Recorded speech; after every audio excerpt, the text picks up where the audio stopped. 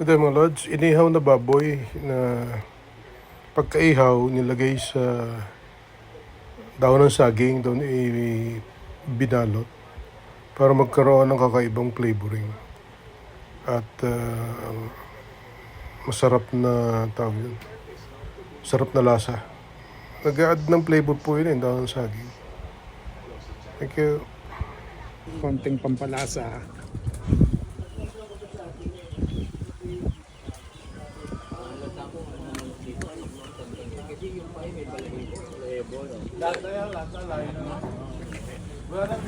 Okay na, Alvin? Lalagay ka?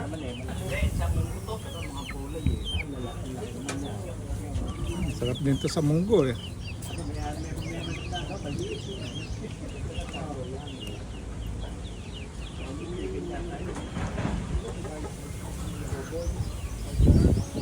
Madali ang timpla lang to eh. Maya lang, andyan na si Bong eh. Ngayon mo lang ginawa yan, ha? Oo. Dumaan kami sa palengke na Romy. Pagdating ko eh, andyan na si Bong eh.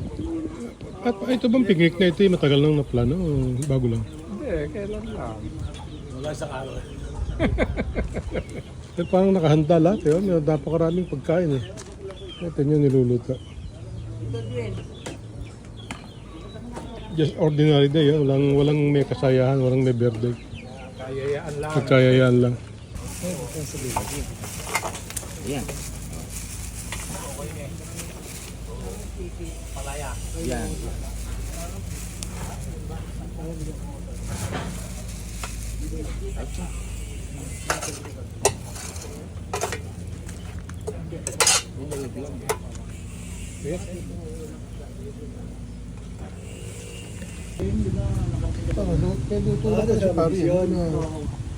Hindi ko na malayan eh. Yan. Po yan, hindi nga.